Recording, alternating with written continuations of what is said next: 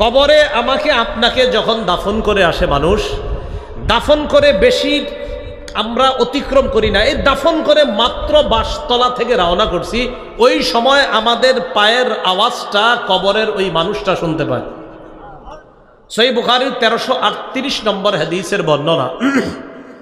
এই হাদিসের মধ্যে আসছে ক্বালা রাসূলুল্লাহ সাল্লাল্লাহু আলাইহি ওয়াসাল্লাম, নবীজি বলেন, আল আব্দু ইযা উদিআ ফি কবরিহি, নবীজি বলেন বান্দাকে যখন কবরের মধ্যে রাখা হয়, ওয়াতুল্লিয়া, কবরের মধ্যে রাখার পর যখন তাকে পিছনে ফেলে রাখা হয়, কি বলে দেখো,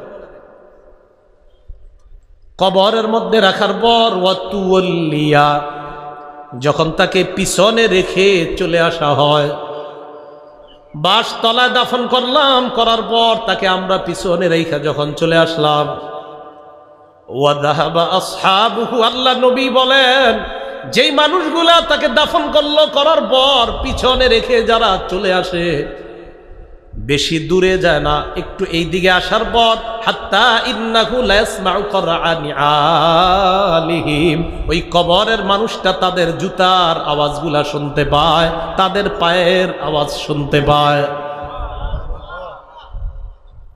কেন শুনতে পায়?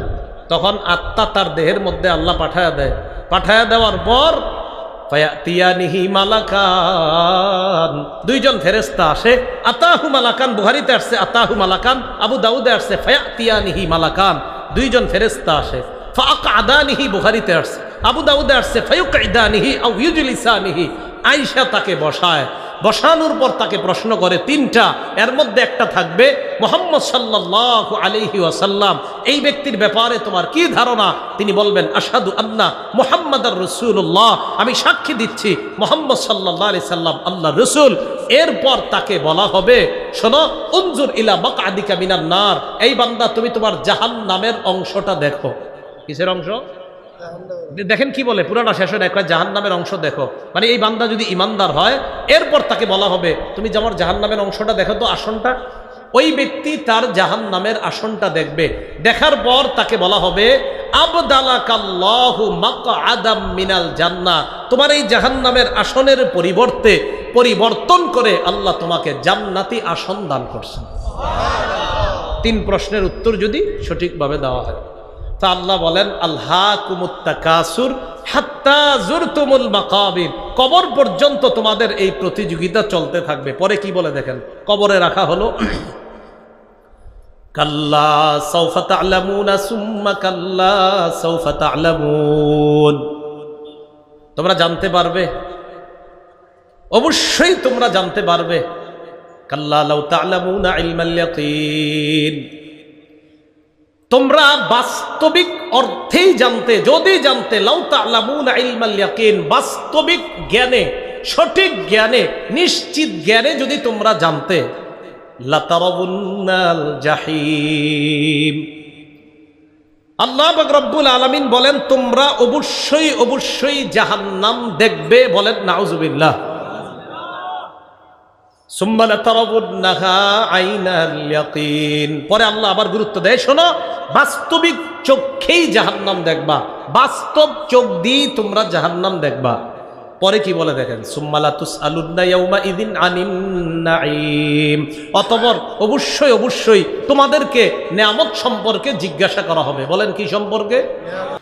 রাসূলুল্লাহ সাল্লাল্লাহু আলাইহি সাল্লামের কাছে প্রথম দিকে ওহীর নিয়মটা ছিল, ঘুমের মধ্যে স্বপ্ন যুগে তিনি যা দেখতেন সেটাই ছিল ওহী। ঘুমে স্বপ্নে উনি যা দেখতেন এটাই ছিল কি? ওহী। কানা লা ইয়ারা রুয়ান ইল্লা জাআত মিসলা ফালাকিস সুবহি, রাসূলুল্লাহ সাল্লাল্লাহু আলাইহি সাল্লাম স্বপ্নে যা দেখতেন এটা দিনের আলোর মতো স্পষ্ট হয়ে নবীজির সামনে উপস্থিত হতো। তাহলে শুরুর দিকে ওহী ছিল রসুলের স্বপ্ন, বাস নবীদের স্বপ্ন সত্য। সুম্মা হুব্বিবা ইলাইহিল খালা, এরপর নবীর নির্জনতা ভালো লাগা শুরু করলো, নির্জনতাকে প্রিয় করে দেওয়া হলো, তিনি নির্জনে থাকতে পছন্দ করেন। ওয়া কানা ইয়াখলু বিগারি হিরা। রাসূলুল্লাহ সাল্লাল্লাহু আলাইহি সাল্লাম হেরা পর্বতে নির্জনতা অবলম্বন করা শুরু করলেন, নির্জনে ইবাদত করতে লাগলেন। ফায়াতাহান্নাসু ফীহি ওয়া হুয়া তা'আব্বুদুল লায়ালি যাওয়াতিল আদাদ। রাসূলুল্লাহ সাল্লাল্লাহু আলাইহি সাল্লাম পরিবার থেকে বিচ্ছিন্ন হয়ে ইবাদত করতেন। পরিবারে তখন আসতেন যখন তার খানা শেষ হয়ে যেত, উনি পরিবারে আসতেন। সুম্মা ইয়াতাযাওয়াদু লিযালিকা, আবার খানা নিয়ে চলে যেতেন হেরা পর্বতে, আবার ইবাদতে ধ্যান মগ্নতায় তিনি কাটাইতেন। হাত্তা জাআহুল মালাক, একদিন নবীজির কাছে ফেরেশতা চলে আসছে। সুবহানাল্লাহ। অন্য বর্ণনায় ফাজিআহুল হক, হঠাৎ হেরা পর্বতে রাসূলের কাছে সত্য উপস্থিত হলো। যিনি আসলেন এসেই বললেন ইকরা, পড়েন। কি বললেন? এখন দেখেন এই যে ইকরা যিনি বললেন নবীজিকে, ইকরাটা কোন জায়গার আয়াত বলেন? কোথার আয়াত? তাহলে কোরআনের প্রথম ইকরা প্রমাণ করতে হলে হাদিস লাগে। কোরআনের প্রথম ইকরা পড়েন, এটা প্রমাণ করার জন্য হাদিসের প্রয়োজন। বোঝা গেল শুধু কোরআন শুধু হাদিস না, কোরআন হাদিস দুইটাই। তো বললেন ইকরা, পড়েন। তো রাসূলুল্লাহ সাল্লাল্লাহু আলাইহি সাল্লাম জবাব দিলেন, মা আনা বিকারিইন, আমি পড়তে জানি না। ফাগাত্তানি হাত্তা বালাগা মিন্নিল জাহদা, আমাকে জিবরিল একটা চাপ দিছে, চাপের কারণে আমার প্রচন্ড কষ্ট হয়েছে। সুম্মা আরসালানি, আবার ছেড়ে দিছে। আবার আমাকে বললেন ইকরা, পড়েন। আমি বললাম মা আনা বিকারিইন, আমি পড়তে জানি না। সুম্মা গাত্তানি সানিয়া, দ্বিতীয়বার আবার আমাকে চাপ দিলেন। চাপ দেওয়ার পর আবার আমার প্রচন্ড কষ্ট হয়। সুম্মা আরসালানি, আবার আমাকে ছেড়ে দিলেন। আবার বললেন ইকরা, পড়েন। আমি বললাম মা আনা বিকারিইন, আমি পড়তে জানি না। সুম্মা গাত্তানি সালিসা, তৃতীয়বার আবার আমাকে চাপ দেয়। চাপ দেওয়ার পর আমার প্রচন্ড কষ্ট হয়। সুম্মা আরসালানি, আবার আমাকে ছেড়ে দেয়। এবার আমাকে বললেন ইকরা বিসমি রাব্বিকাল্লাযী খালাক, পড়েন রবের নামে যেই রব সৃষ্টি করেছেন। নবীজি বলেন যেই মাত্র বলছে রবের নামে পড়ার জন্য, আমি পড়লাম ইকরা বিসমি রাব্বিকাল্লাযী খালাক, খালাকাল ইনসানা মিন আলাক, ইকরা ওয়া রাব্বুকাল আকরামুল্লাযী আল্লামা বিল কলম, আল্লামাল ইনসানা মা লাম ইয়ালাম। রবের নামে যেই মাত্র পড়তে বললেন, 5টি আয়াত আমার মুখ দিয়ে আমার রব বের করে দিলেন। এখন এই যে কোরআনের ইকরা থেকে 5টি আয়াত আমরা প্রমাণ করলাম, কি দিয়ে প্রমাণ করলাম? কথা বুঝছেন? এটা কেন বললাম যে তাকাসুর, এটা যে কোরআনের সূরা, এই কথাগুলা যে আল্লাহর, প্রমাণ কি? প্রমাণ নবী বলছে সাহাবীদেরকে, সাহাবী পরবর্তী প্রজন্মকে বলছে। এইভাবে আস্তে আস্তে আমাদের পর্যন্ত আসছে। এটা আল্লাহর বাণী, এটা রসুলের বাণী। আল্লাহর বাণী বুঝতে গেলে রসুলের বাণী অবশ্যই লাগবে। শুধু কোরআন আর শুধু হাদিস, কোরআন বাদ দিয়ে হাদিস অথবা হাদিস বাদ দিয়ে কোরআন না, কোরআন সুন্নাহ, কোরআন হাদিস উভয়টা মানার নাম হলো মুসলমান। ভয়াবহ ফিতনা চলতেছে আমাদের, আল্লাহ বুঝার তৌফিক দান করেন। তো তাকাসুর, সূরায়ে তাকাসুর, এটা কেন নাজিল হলো? নাজালাত ফি কাবিলাতাইনি মিন কাবাইলিল আনসার ফি বানিল হারিসা ওয়া বানিল হারিস। আনসারি গোত্রের 2টি গোত্রের ব্যাপারে এই সূরাটা অবতীর্ণ হয়েছে। একটা গোত্রের নাম বনুল হারিসা, আরেকটা গোত্রের নাম বনুল হারিস। সহজে মনে রাখতে পারবেন। একটা নাম বনুল হারিসা, শেষে একটা গোলতা, আরেকটার নাম বনুল হারিস। এই 2 বংশ তাফাখারু, খালি গর্ব করত, ওয়া তাকাসারু, আর প্রাচুর্যের প্রতিযোগিতা করত। আমগো বেশি, তোমগো চেয়ে আমগো বেশি, এই প্রতিযোগিতা খালি করত। আল্লাহ তাদেরকে লক্ষ্য করে এই সূরা নাজিল করলেন। আল্লাহ বলেন আল্লাকুমুত তাকাসুরু হাত্তা যুরতুমুল মাকাবির। আল্লাকুম, তোমাদেরকে ভুলিয়ে দিয়েছে, আত-তাকাসুর, প্রাচুর্যের প্রতিযোগিতা তোমাদেরকে ভুলিয়ে দিয়েছে। কি ভুলিয়ে দিয়েছে? তাফসীরের কিতাবে আসছে, আল্লাহকুমুত তাকাসুরু আন তাআতিল্লাহ, প্রাচুর্যের প্রতিযোগিতা তোমাদেরকে ভুলিয়ে দিয়েছে আন তাআতিল্লাহ, আল্লাহর ইবাদত থেকে তোমাদেরকে গাফেল করে দিয়েছে, তোমাদেরকে ভুলিয়ে দিয়েছে আল্লাহর যে ইবাদত করা দরকার।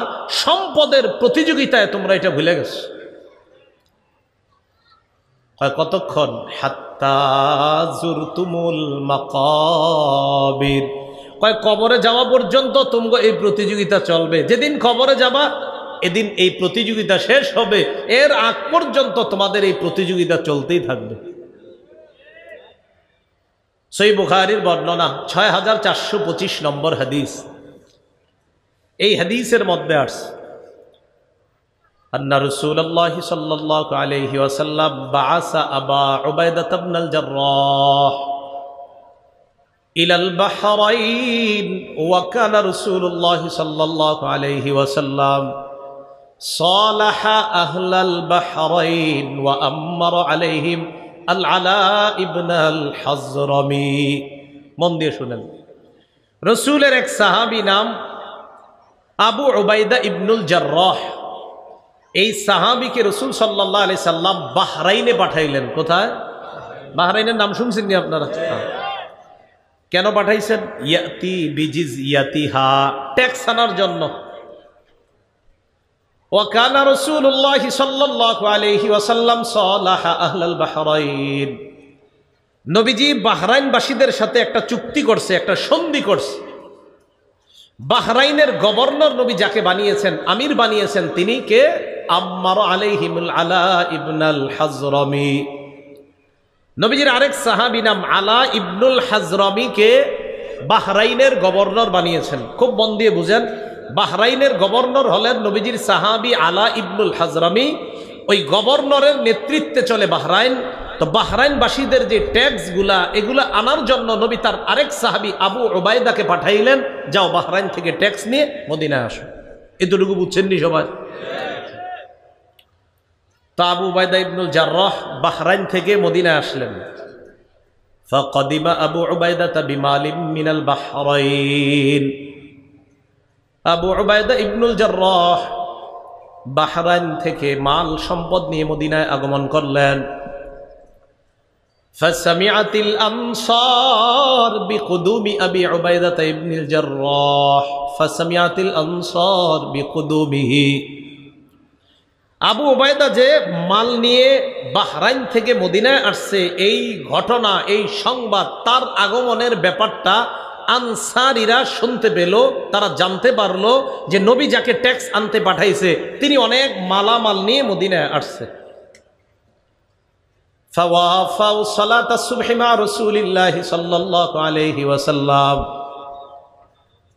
আনসারী সাহাবীগণ আল্লাহ রাসূলের সাথে ফজরের নামাজে শরীক হয়।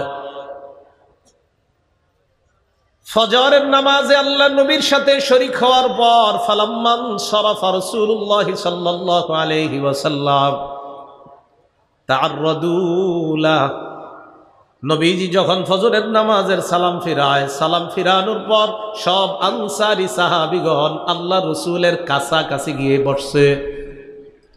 সবাই গিয়ে নবীর সামনে বসছে। কেন জানেন? উদ্দেশ্য হলো হুজুর কিছু বলতেছে না, এমনি সবাই এমন একটা ভাব যে হুজুর কিছু একটা ব্যাপারে আপনার সামনে বসে রয়েছে। সবাই নবীজির দিকে মুখ করে বসে রয়েছে। নবীজি তাদের সবার দিকে তাকায়া ফাতাবাসসামা রাসূলুল্লাহ সাল্লাল্লাহু আলাইহি ওয়াসাল্লাম হিনা রাআহুম, নবীজি যখন তাদেরকে দেখলেন একটা মুচকি হাসি দিলেন। আবার বলছি, বাহরাইন থেকে মাল আসছে, এই সংবাদ আনসাররা পেয়েছে। আনসাররা নবীজির সাথে ফজরের জামাতে শরীক হয়েছে। সালাম ফিরানোর পর নবীজির সামনাসামনি মুখোমুখি হয়ে বসছে। নবীজি তাদের দিকে তাকায়া একটা মুচকি হাসি দিচ্ছে।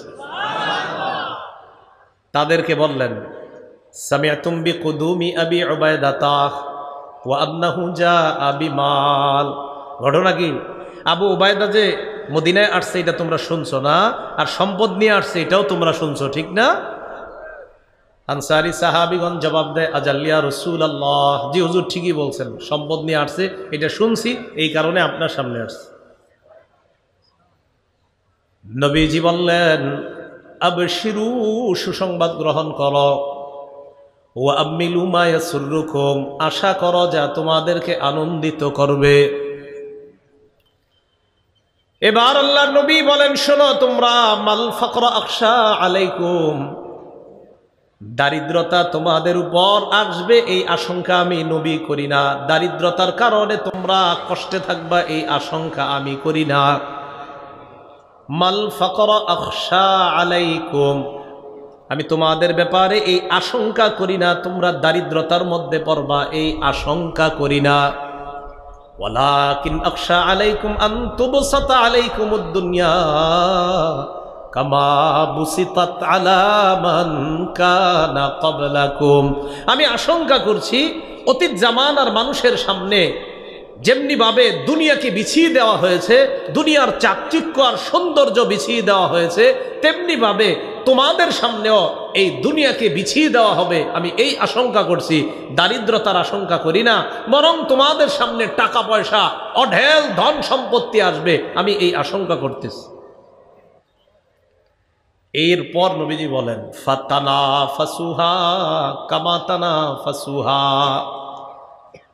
নবীজি বলেন দারিদ্রতা তোমাদের উপর আসবে এই আশঙ্কা করি না,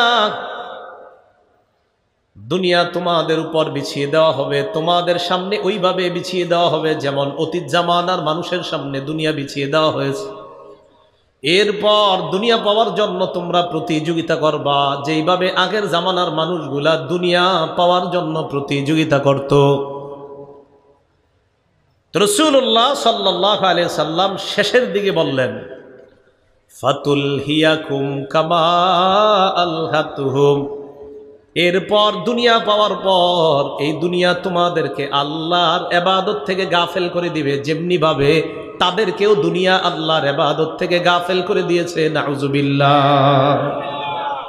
বুঝছেন নি হাদিসটা সবাই?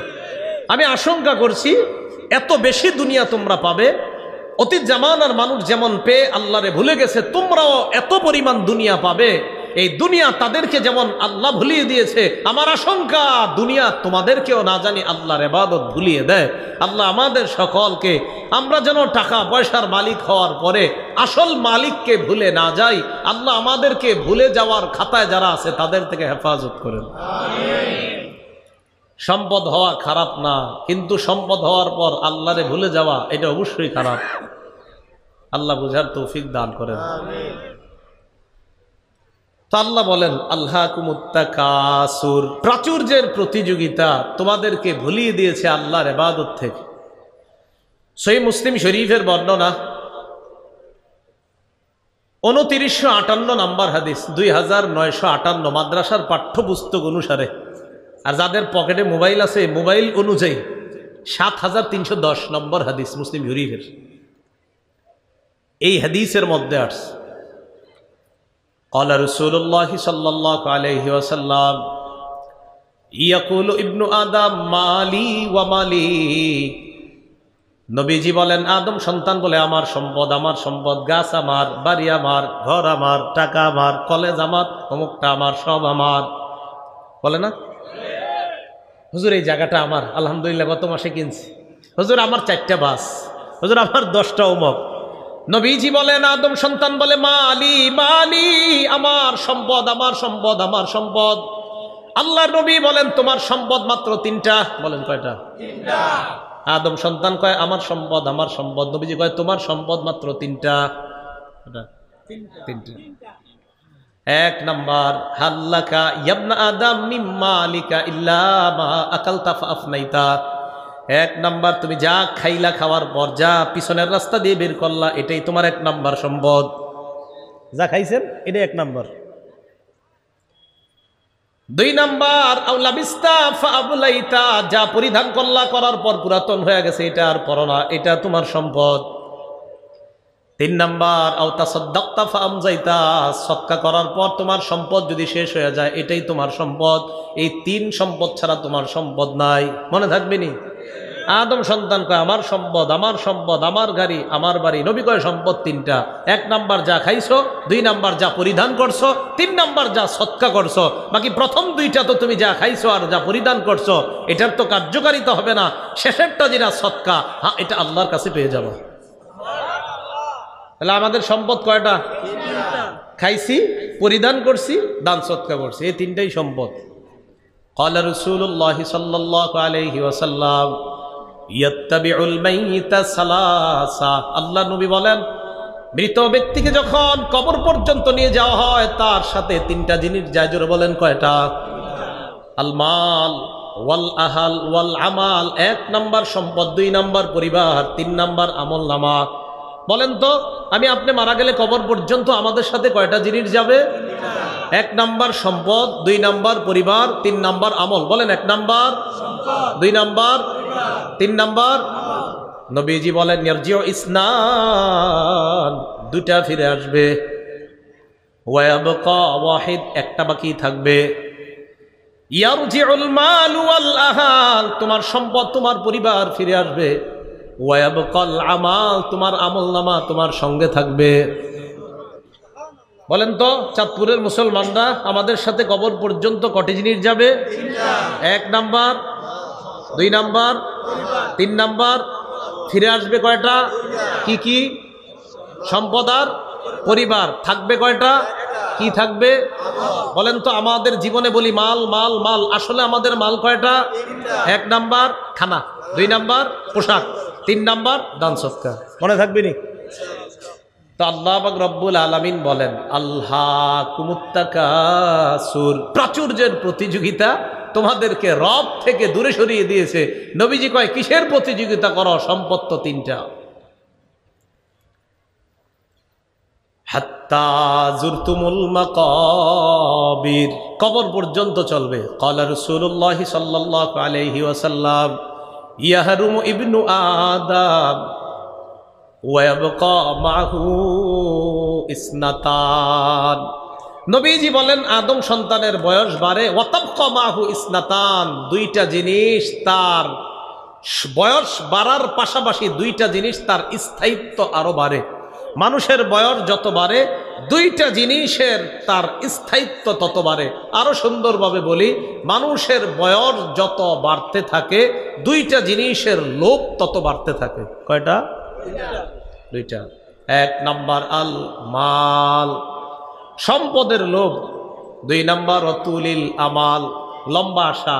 এই 2টা জিনিস বাড়তে থাকে। তো রাসূলুল্লাহ সাল্লাল্লাহু আলাইহি সাল্লাম বলেন মানুষ যত বয়স বাড়ে তার 2টা জিনিস তত এটার প্রতি আগ্রহ বাড়তে থাকে। 1 নাম্বার সম্পদ, 2 নাম্বার লম্বা আশা, এগুলার প্রতি তার আগ্রহ বাড়তে থাকে। আল্লাহ আমাদের সকলকে আগ্রহ যেন আমরা আখিরাতমুখী আগ্রহী হতে পারি, আল্লাহ তৌফিক দান করেন। তিরমিজি শরীফের 2308 নম্বর হাদিস, 2308 নম্বর হাদিসের বর্ণনা। এই হাদিসের মধ্যে আসছে কানা উসমান ইবনে আফফান রাদিয়াল্লাহু তাআলা আন, উসমান রাদিয়াল্লাহু তাআলা আন ইযা ওয়াকাফা আলা কবরিন বাকা। উসমান রাদিয়াল্লাহু তাআলা আন যখন কোন কবরের সামনে দাঁড়াইতেন বাকা, কান্না শুরু করতেন। হাত্তা ইয়াবুল্লা লিহিয়া, কানতে কানতে তার দাড়িগুলা ভিজিয়ে ফেলতেন। ফাকিলা লাহু, উসমানকে প্রশ্ন করা হলো তাজকুরুল জান্নাতা ওয়ান নার ওয়ালা তাবকি ওয়া তাবকি মিন হাযা। প্রশ্ন করা হলো আপনি জান্নাতের আলোচনা করেন, জাহান্নামের আলোচনা করেন, আপনি কান্না করেন না, অথচ আপনি যখন কবরের সামনে দাঁড়ান আপনি এত কান্না কেন করেন? আপনার কাছে জানতে চাই।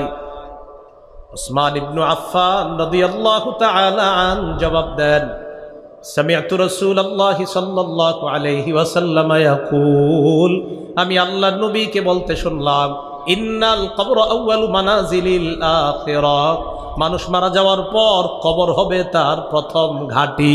ফা ইন্না জা মিনহু ফামা বা'দাহু আইসারু মিন, কবরের মধ্য থেকে যদি কেউ মুক্তি পেয়ে যায় তারপরের ঘাটিগুলা অধিক সহজ হয়ে যায়।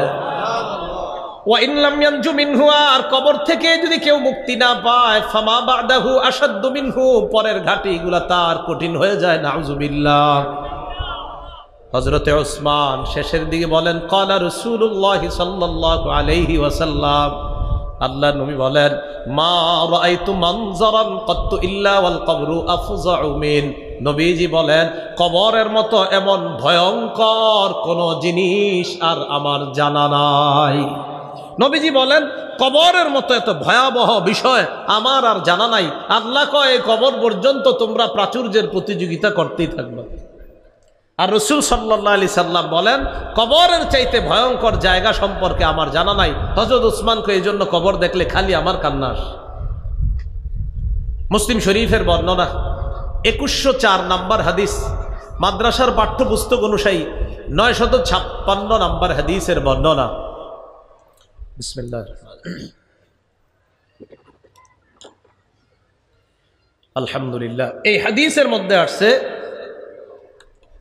আবু হুরায়রা রাদিয়াল্লাহু তাআলা আনহুর বর্ণনা। মন দিয়ে শুনেন। আন আবি হুরায়রা রাদিয়াল্লাহু তাআলা আনহু قال, আবু হুরায়রা রাদিয়াল্লাহু তাআলা আনহুর বর্ণনা, আন্না ইমরাআতান সাউদা কানাত তাকুমুল মাসজিদ আও শাবান, একজন কালো মহিলা অথবা একজন কালো যুবক মসজিদ ঝাড়ু দিত। একজন কালো মহিলা অথবা একজন কালো যুবক মসজিদ কি করত? ঝাড়ু দিত। ফামাতা, এই মহিলাটা অথবা যুবকটা একদিন মারা যায়।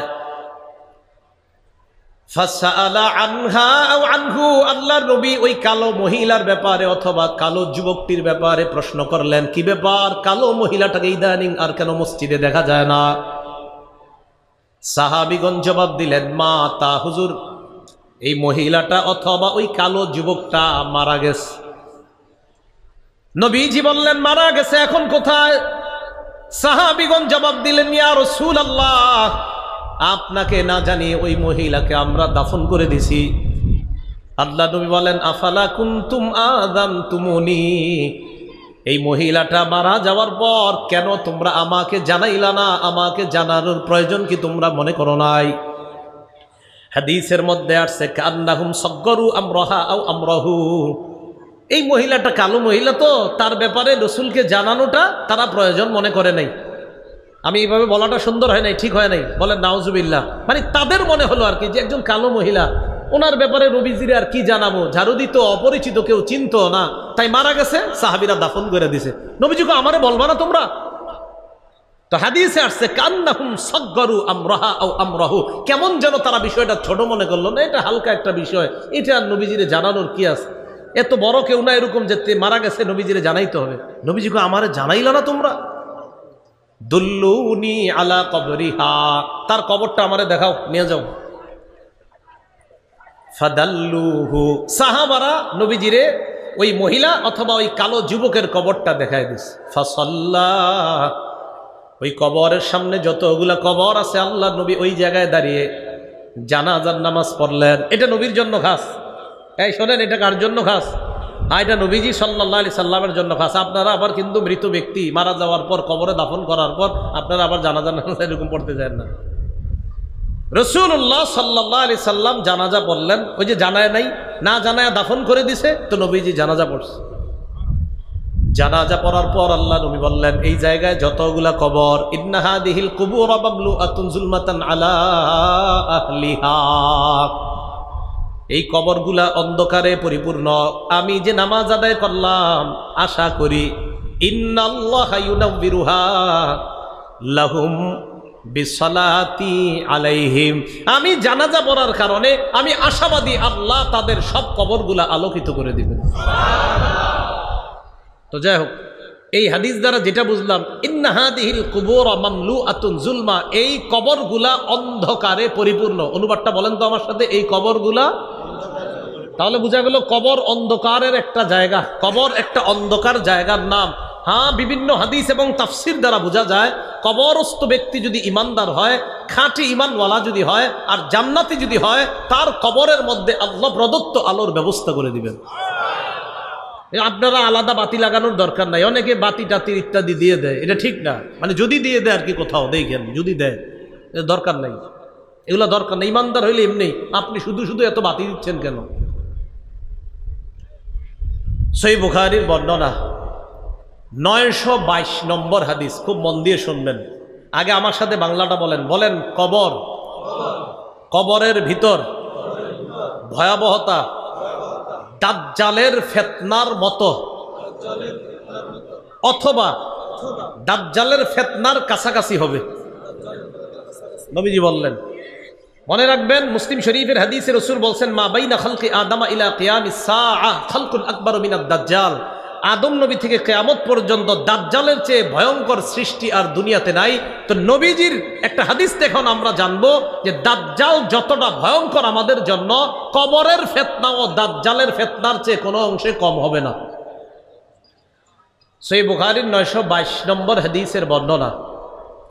এই হাদিসের বর্ণনাকারী আসমা বিনতে আবু বকর রাদিয়াল্লাহু তাআলা আনহা। আলেম ছাড়া অন্যদেরকে একটা কথা জিজ্ঞাসা করবো, দেখি বলতে পারেন কিনা। আলেমরা দরকার নেই, অন্যরা বলবেন, আমি আগে হাদিসটা পড়ি দেখেন। আন আসমা বিনতে আবি বকরিন সিদ্দিক রাদিয়াল্লাহু তাআলা আনহা দাখালতু আলা আয়েশা সিদ্দিকাহ রাদিয়াল্লাহু তাআলা আনহা। অনুবাদ করার পর আলেম ছাড়া অন্যদেরকে একটা কথা জিজ্ঞাসা করলে দেখি আপনারা জবাব দিবেন। আসমা বিনতে আবু বকর, দেখেন কি বলছি, আসমা বিনতে আবু বকর, আবু বকর সিদ্দিক রাদিয়াল্লাহু তাআলা আনহুর কন্যা আসমা বলেন, আমি আয়েশার কাছে প্রবেশ করলাম। আয়েশা আসমার কি হয় সম্পর্কে? আপনি বলে বলুন। ও আচ্ছা আচ্ছা আচ্ছা আচ্ছা, ঠিক আছে, কি হয়? বোন হয়, মাশাআল্লাহ।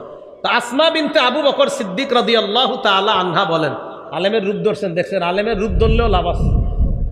হ্যাঁ, লাভ আছে। এই তো আলেমের রূপ ধরলেও লাভ আছে। আল্লাহ যদি এই হিসাবে কিয়ামতে কবুল করে, তো হয়ে গেছে। আসমা বিনতে আবু বকর রাদিয়াল্লাহু তাআলা আনহা বলেন, আমি আয়েশা সিদ্দিকার কাছে প্রবেশ করলাম। আয়েশা সিদ্দিকা রাদিয়াল্লাহু তাআলা আনহার আব্বার নাম আবু বকর, আসমা রাদিয়াল্লাহু তাআলা আনহার আব্বার নাম আবু বকর। তো বলতেছে, আমি আয়েশার কাছে গেলাম, যাওয়ার পর দেখি ওয়ান্নাসু ইউসাল্লুন, মানুষ নামাজ পড়তেছে। আমি আয়েশাকে প্রশ্ন করলাম, মা শানুন নাস, আয়েশা কি হইছে, মানুষের কি হইছে, নামাজ পড়ে কেন? ফাশারাত বিরাসিহা ইলাস সামা, আম্মাজান আয়েশা মাথা দিয়ে ইঙ্গিত করলেন আকাশের দিকে, এমন করলেন। আম্মাজান আয়েশাকে আসমা বললেন, কি হইছে আয়েশা, ঘটনা কি, মানুষ নামাজ পড়ে কেন? আম্মাজান আয়েশা এমন করলেন, ইশারা করলেন এইভাবে। তো আসমা রাদিয়াল্লাহু তাআলা আনহা বললেন, আয়াতুন, কোন নিদর্শন দেখা গেছে আসমানে? আম্মাজান আয়েশা বললেন, হ্যাঁ, নিদর্শন, কিছু একটা নিদর্শন চলতেছে আসমানে, এটা দেখা গেছে। তো কিছু কিছু হাদিসের ব্যাখ্যায় জানা যায় যে নিদর্শনটা হলো সূর্য গ্রহণ লাগছে। কি লাগছে? সূর্য গ্রহণ। সূর্য গ্রহণ হয় না? সূর্য গ্রহণ। তো আসমা রাদিয়াল্লাহু তাআলা আনহা বলেন, মহিলারা আমরা যারা আছি, আমরাও পিছনে দাঁড়ায় রইলাম। নবীজি সাল্লাল্লাহু আলাইহি সাল্লাম, আতালা রাসূলুল্লাহ সাল্লাল্লাহু আলাইহি সাল্লাম, নবীজি লম্বা কেরাত নিছে, অনেক লম্বা কেরাত নিয়ে নামাজটা পড়তেছে। আসমা বলেন যে এত লম্বা কেরাত পড়তেছিলেন আর নামাজ এত লম্বা করলেন, এক পর্যায়ে হাত্তা তাজাল্লানিল গাশইউ, আমি বেহুশ হয়ে গেছি।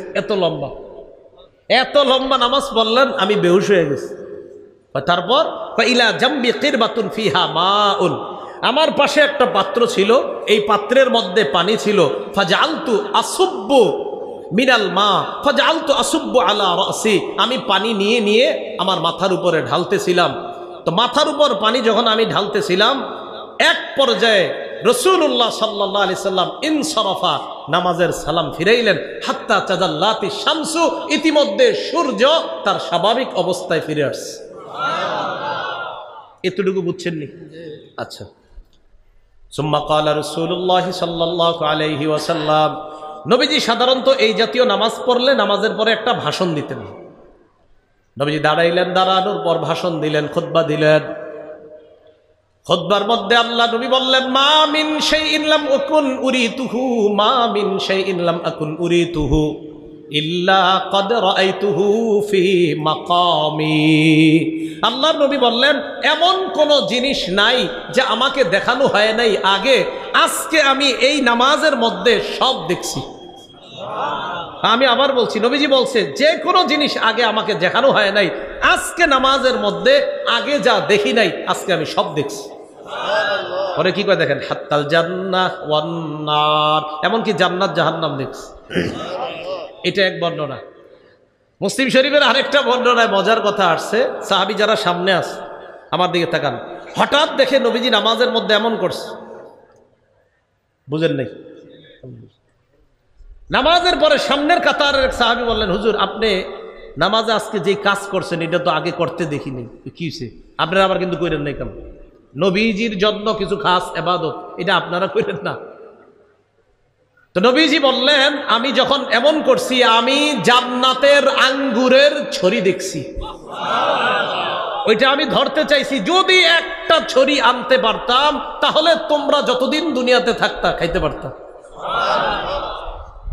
আপনারা কি নামাজে এরকম ছড়ি দেখেন?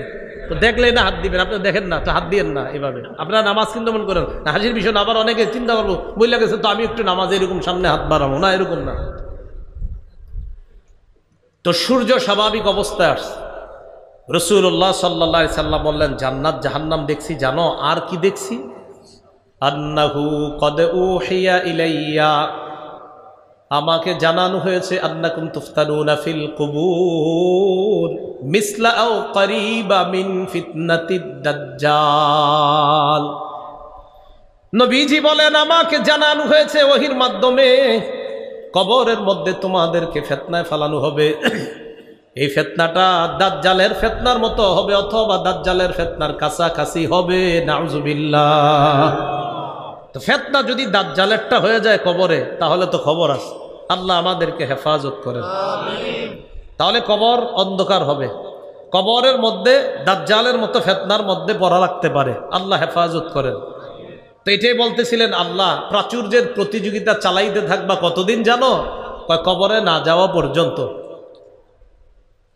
বুখারী শরীফের বর্ণনা 1372 নম্বর হাদিস। এই হাদিসের বর্ণনাকারী আম্মাজান আয়েশা সিদ্দিকা রাদিয়াল্লাহু তাআলা আনহা, তিনি বলেন, আন্না ইয়াহুদিয়াতান দাখালাত আলা আয়েশা রাদিয়াল্লাহু তাআলা আনহা, এক ইহুদি নারী আম্মাজান আয়েশা সিদ্দিকার কাছে আসছে।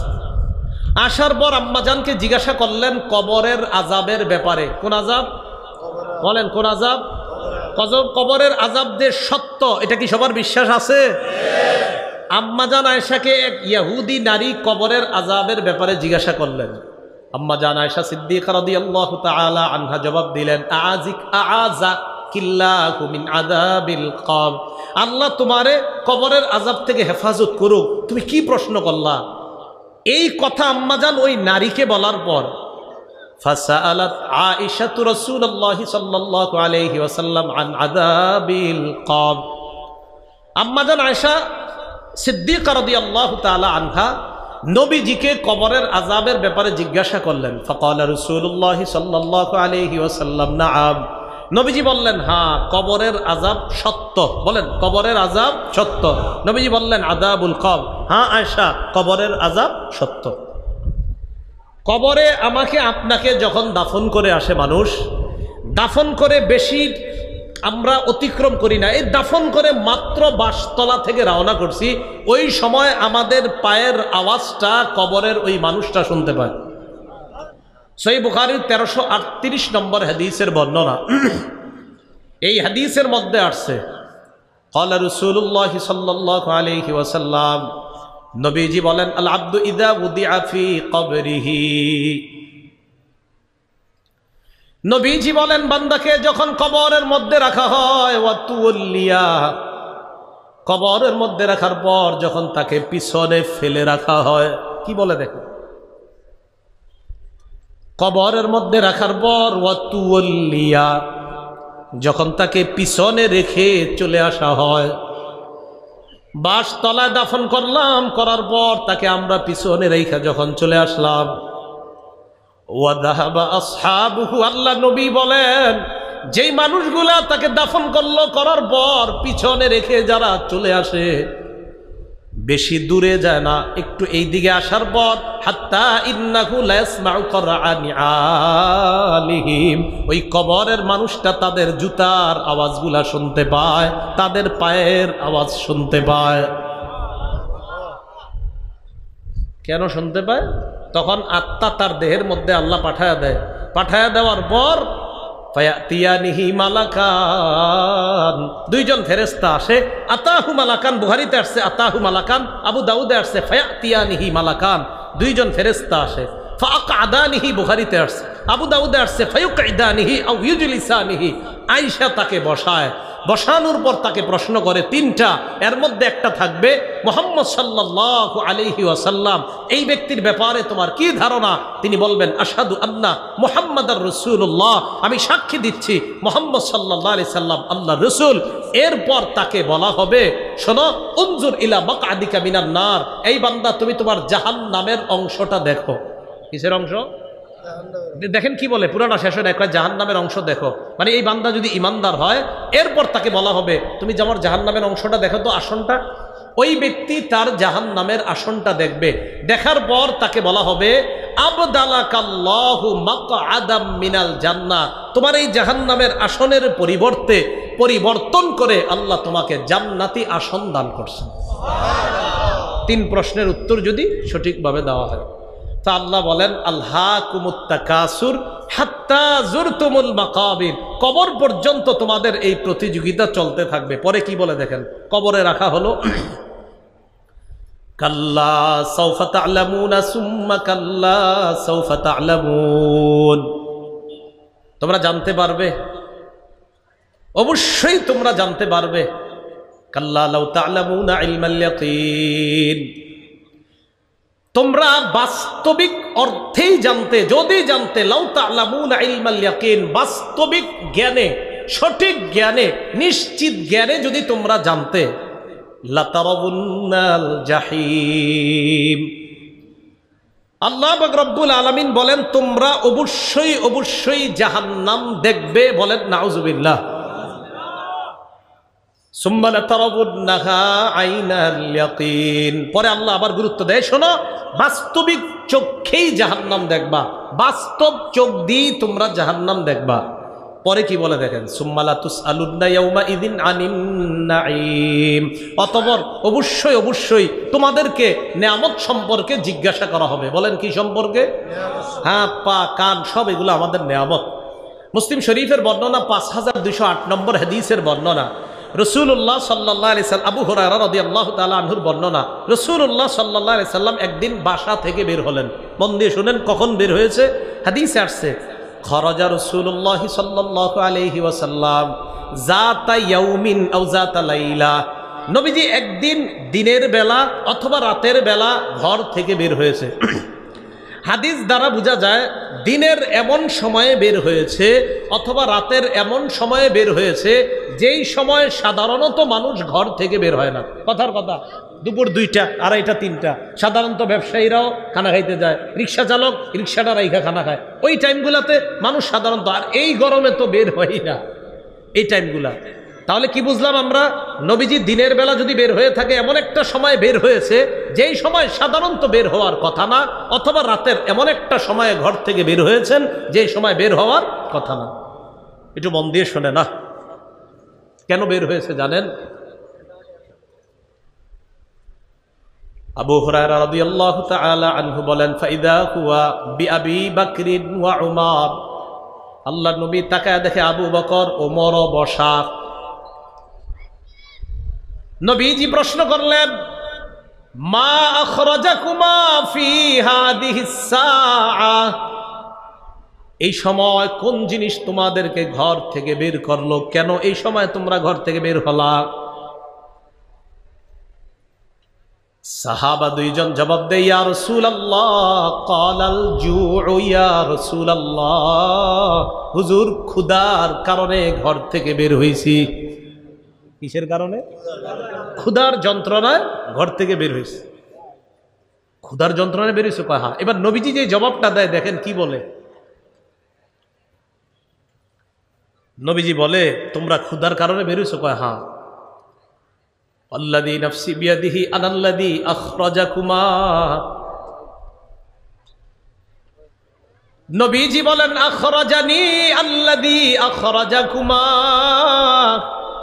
আল্লাহর কসম যেই ক্ষুধা তোমাদেরকে ঘর থেকে বের করে আনছেন ওই ক্ষুধা আমাকে বের করছে। তোমরা ক্ষুধার যন্ত্রণা এই জায়গায় বসা, আমিও ক্ষুধার কারণে এই সময় এই জায়গায় আসলাম। নবীজি বললেন কুমু, চলো আমার সাথে ওঠো। ফাকামু মাহু, আল্লাহ নবীর সাথে সাহাবী দুইজন রওনা করলেন। ফাআতা রাজুলাম মিনাল আনসার, এক আনসারীর কাছে গেলেন। যাওয়ার পর ওয়ালাইসা ফি বাইতিহি, আনসারী সাহাবী বাড়িতে নাই। নবীজি এক আনসারী সাহাবীর বাড়িতে গেলেন। ফাইদা হুয়া লাইসা ফি বাইতিহি, তিনি ঘরে নাই, বাড়িতে নাই। বাড়ির ভিতর থেকে রাতুল মারআ, আনসারীর বিবি রাসূলকে দেখে ফেলছে। ভিতর থেকে ওই নারী বলতেছে মারহাবান আহলান, স্বাগতম স্বাগতম, বাসায় আসেন আপনারা। নারী ভিতর থেকে বললেন। নবীজি ভিতরে গেলেন। যাওয়ার পর নবীজি প্রশ্ন করলেন আইনা ফুলান, অমুকে কোথায়, মানে তোমার স্বামী কোথায়?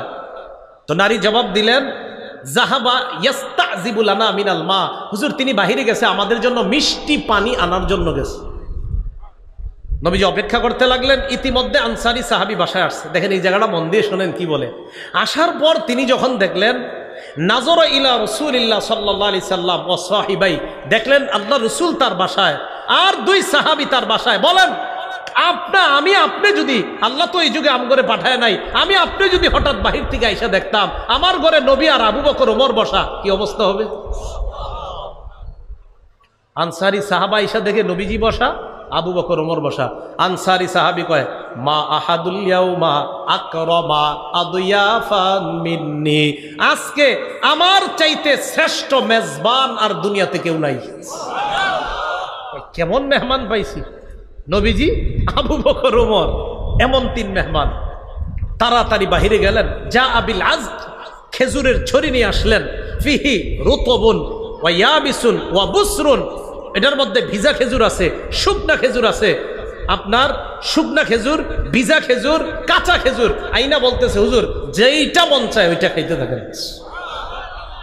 নবীজি আবু বকর ওমর খেজুর খাওয়া শুরু করলেন। ফাখাযাল মুদিয়া, তিনি ছুরি নিলেন। কি নিলেন? ছুরি নিয়ে রওনা করছে, পশু জবাই করবে। নবীজি বললেন ইয়াকাল হালুব, সাবধান, দুধের পশু জবাই করবা না। তিনি দুধের পশুর দিকে রওনা করছে, সাবধান, দুধের পশু জবাই করবা না, দুধের বকরি জবাই, খাসি জবাই করবা না। তখন তিনি জাবাহালাহুম, একটা নরমাল অন্য বকরি জবাই করলেন। করার পর নবীজিকে বকরির গোস্ত খাওয়াইলেন, খেজুর খাওয়াইলেন, আর রাসূলুল্লাহ সাল্লাল্লাহু আলাইহি সাল্লাম মিষ্টি পানি পান করলেন। প্রিয় মুসলমান ভাইয়ারা, আমি যেই কথাটা বলার জন্য এই লম্বা হাদিসটা বললাম, এখন যেটা বলবো এটা বলার জন্য। পেট ভরে খাইলেন। খাওয়ার পর আবু বকর ওমরকে বললেন আবু বকর ওমর, ক্ষুধা তুম করে বাসা থেকে বের করছে, ঠিক না? কয় হ্যাঁ। এখন ক্ষুধা আছে? কয় না। ক্ষুধা মিটে গেছে না? কয় হ্যাঁ মিটে গেছে।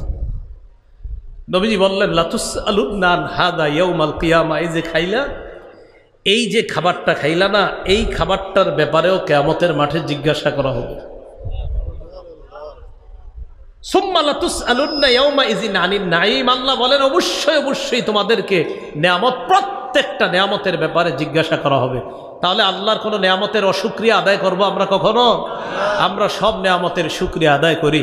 আল্লাহ পাক রব্বুল আলামিন আমাদের সকলকে সূরা তাকাসুর থেকে যে বিষয়টা জানলাম, সম্পদ হওয়া দোষের না, কিন্তু সম্পদের প্রতিযোগিতায় কাকে ভুলে যাওয়া যাবে না? আল্লাহকে ভুলে যাওয়া যাবে না। কবরে যাওয়ার আগে আমল নামা নিয়ে কবরের মধ্যে যাওয়া। আর 3 নাম্বার বিষয়টা শিখলাম, আমার জীবন সম্পর্কে প্রশ্ন হবে, এর মধ্যে যে আল্লাহ যত নিয়ামত দিয়েছেন আমাকে, এই নিয়ামতের ব্যাপারে প্রশ্ন করা হবে। প্রত্যেকটা বিষয়ের জন্য প্রস্তুত থাকা।